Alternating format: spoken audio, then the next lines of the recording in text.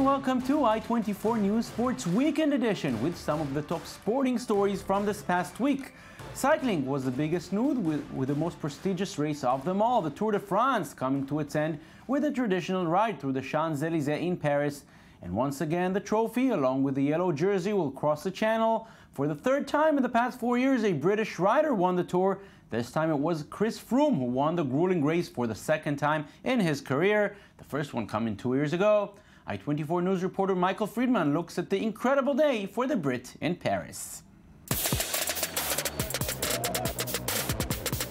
Chris Froome glided into the history books in Paris on Sunday after winning his second Tour de France. After winning in 2013, he became the first Briton to win the world's most famous cycling race twice. The grueling 3,354-kilometer race finished on the streets of Paris. Froome, who rides for Team Sky, had a big smile on his face as he pedaled past the finish line alongside his teammates. I thank all French people for having hosted this wonderful race. It's also thanks to you that the Tour has become what it is today. The 30-year-old Froome beat Colombian Nairo Quintana by 1 minute and 12 seconds. Despite the cold and rainy weather, it didn't stop the thousands of fans from watching the race, and the British supporters have a lot to be proud of. I think it's great. It's great for Great Britain. It's great for Chris Froome. The Englishman has now enhanced his growing reputation in the sport as a Grand Tour specialist after winning, and Team Sky have now triumphed 3 out of the past 4 years.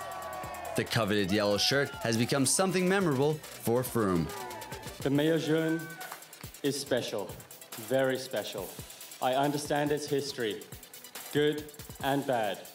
I will always respect it, never dishonor it, and I will always be proud to have won it. Thank you very much. With great pride for his country, many believe the two-time Tour de France champion will now be knighted in England. Sports fans in the UK were hoping to make it a double as they were expecting Lewis Hamilton to win the Hungarian Formula One race. The British world champion took off from the pole position, but it was simply not his day. The Mercedes driver hit too many obstacles on the way and only came in 6th, leaving the way for Ferrari's Sebastian Vettel to take the win. But more than winning or losing, this was the opportunity for the world of Formula One to bid farewell to one of their own who died last week. I-24 News reporter Yoav Borovic with a story. The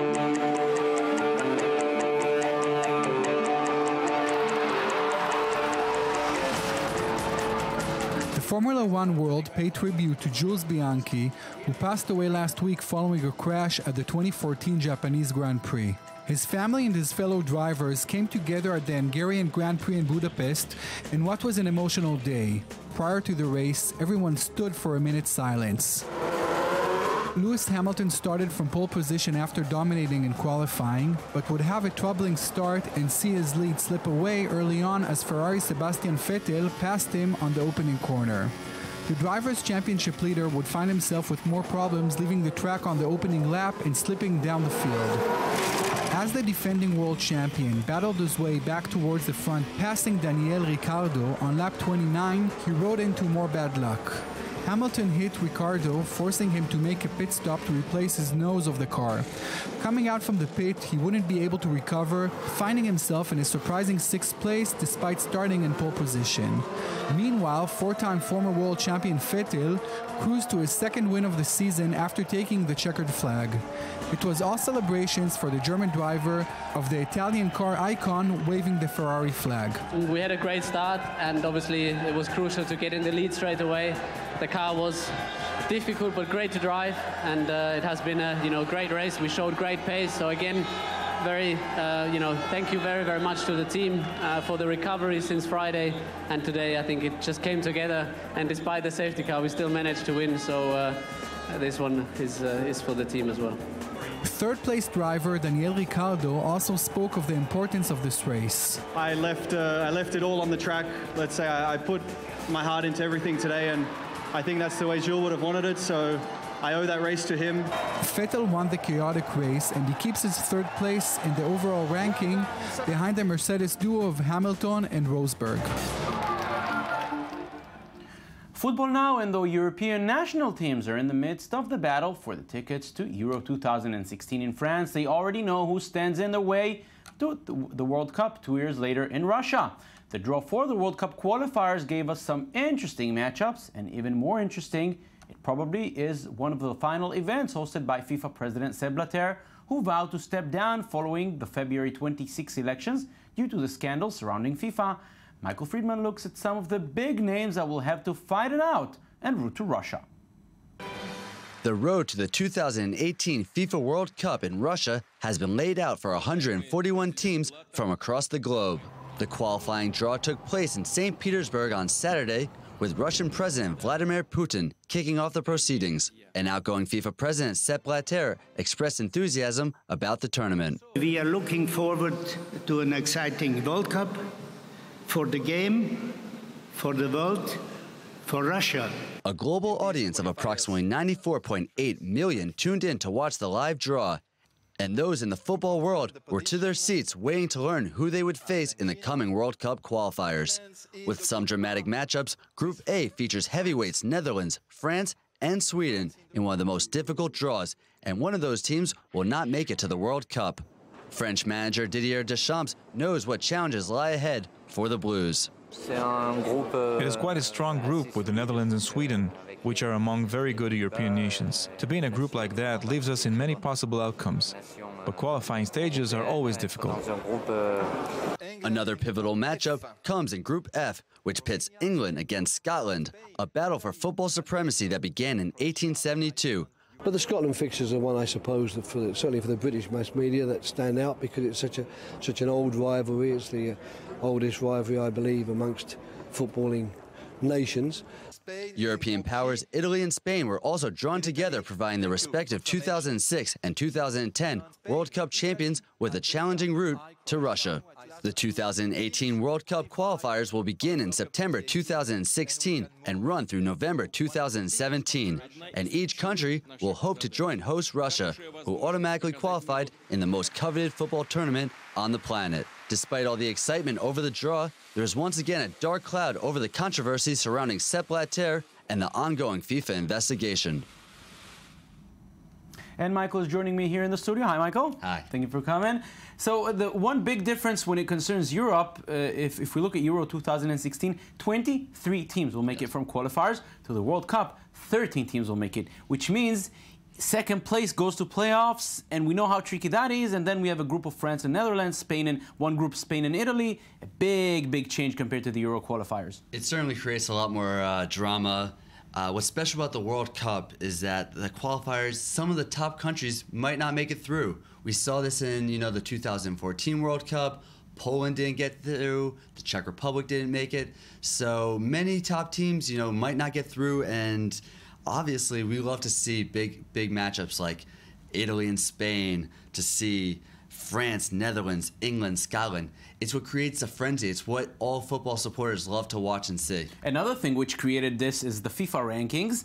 And a lot of people have problems because what happened is that France and Italy came from pot 2. Yes. But on the other hand, teams like Wales and Romania came from pot 1, which created the fact that we have groups with Spain and a group with Spain and Italy. And on the other hand, groups with two teams that are not so strong. A lot of controversy surrounding the rankings. It's certainly surprising to see the positioning with the FIFA rankings. Controversy is something FIFA is known for. Once again, we're seeing a team like Romania ranked 8th in the world. So it's confusing how they France and Italy. It's so surprising. So this controversy obviously comes even more so when you see who's playing who in each pot. So once again, this is going to be interesting matchups to see, and everyone's going to be excited for it. So it's a bit over a year away, but it's going to be certainly interesting. Michael, you stay with us because way before the World Cup qualifiers begin,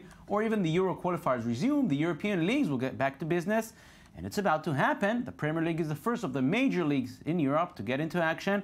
That will happen next weekend. And Michael here sure knows what the big teams did last summer. Here's the story of the summer transfers.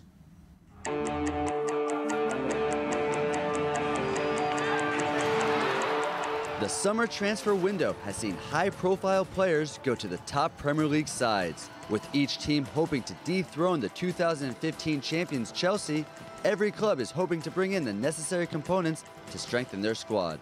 Chelsea has already picked up Colombian star Radamel Falcao, and you can believe Jose Mourinho has more coming. The 2015 runner-ups Manchester City spent a whopping £49 million on the likes of Raheem Sterling, and the midfielder helped defend his price tag after scoring less than 3 minutes into his debut against Roma in the International Champions Cup. City has shown once again that it has the money to spend and will do whatever it takes to reclaim the Premier League title. I think that he's a very young player, so he has a lot of things to improve. I think it's important for him to have a new challenge in our team where he will play with great players that will improve also his game, and he will improve us as a team. Despite Arsenal winning the FA Cup for the second straight year, the club has been waiting over a decade to be crowned the league champion. The Gunners completed the transfer of goalkeeper Peter Cech for around £10 million from London rivals Chelsea, in hopes of finding glory. The former Blues goalkeeper ended a successful 11-year spell with Chelsea, and although it was hard to leave, the Czech is looking forward to the new challenges. Arsenal is a team who challenge for the top, and it definitely matches my ambitions and personal motivation, and I believe that at this time of my career I made a good choice, and I will have the success I would love to have.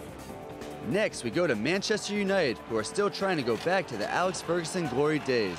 United's manager Louis van Gaal has already signed Schneiderlin, Darmian, and the German star Bastian Schweinsteiger. While fourth spot was a step in the right direction for the Red Devils, the team is making the necessary improvements in all areas of the pitch. First of all, I'm very happy to be here and to play for Manchester United. It's a big honor. I want to win titles. It's easy. Manchester United is used to, and I'm used to it too. So that's the goal for the next years here in Manchester. And finally, we move to Liverpool, where James Milner has already had a memorable start, scoring in his first match for the club in Thailand, something which has already grabbed the attention of manager Brendan Rodgers. James Milner's a class act. We had to work very hard to get him in, but I think we'll see over the course of the season how important he is for us. He's a wonderful personality and top-class footballer. With the start of the upcoming Premier League season beginning on August 8th, every team will need to make their pivotal transfers prior to the September 1st deadline. So first of all, Michael, if I may say, thank God the European leagues are back. The summer break was too long for me. Now let's start looking at the teams. At least for the first half of the season, Manchester City was the big challenger facing Chelsea. Now they made this big move with Raheem Sterling. Is that the missing piece? By the looks of the preseason tour, Raheem Sterling he's on fire. From his debut scoring a goal, he scored a double in his last game against Vietnam. Obviously, these aren't big-name squads, but still, this is something that shows progress and shows that this is an opportunity for him to do well. Pellegrini knows he's a young player, so there's a lot, of growth for him. But just based on what he's doing so far, the £49 million price tag hopefully will pay off for them, because they know that they want to be contenders.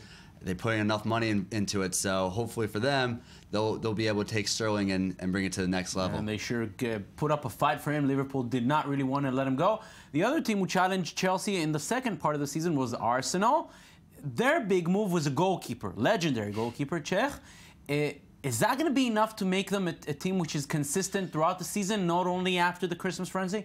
Well, Peter Cech is a legend. He was a legend for Chelsea. And he's going to face Chelsea now in the Community Shield very soon. He's going to be facing Chelsea in the Community Shield, which will be a very interesting matchup. But the huge signing, is a worthy bid for them. They're taking someone with experience, a known and proven champion. So the question will remain whether or not Arsenal will be able to sustain the whole season. With the last season, we saw just part of the season. Because that's what Wenger said last season. We're missing consistency. That's it. And maybe a player like Cech can help perform and bring the consistency that they need. But surely it's not just one player. They have the whole squad. They have a lot of talent there. But the question will be if when they start the season, they can play throughout and be successful. And finally, the third challenger, perhaps, to Chelsea, Manchester United. They brought someone like in Bastian Schweinsteiger, very experienced. Van Gaal is staying for a second season. Maybe life without Alex Ferguson will finally get a little bit better? This was a great signing for Manchester United. They're bringing in Bastian Schweinsteiger, who has done well in the Champions League, which they are in now this season. And, you know, Van Gaal, he is going into a second season, and he's looking to really overshadow, you know, what has been presented in the past. The fact that Ferguson has left, nothing has gone well really since he's gone. Maybe it's about time. So now it's about time, and this guy Schweinsteiger can be a great chance for them to do well. A lot to look for in the Premier League this season. Michael Friedman, thank you very much for joining us. Thank you. And that's it for this Weekend Edition. Don't forget, you can watch this and every other show on our website at i24news.tv. We're also on Facebook and on Twitter. Thank you for watching, and enjoy the rest of your weekend. Bye-bye.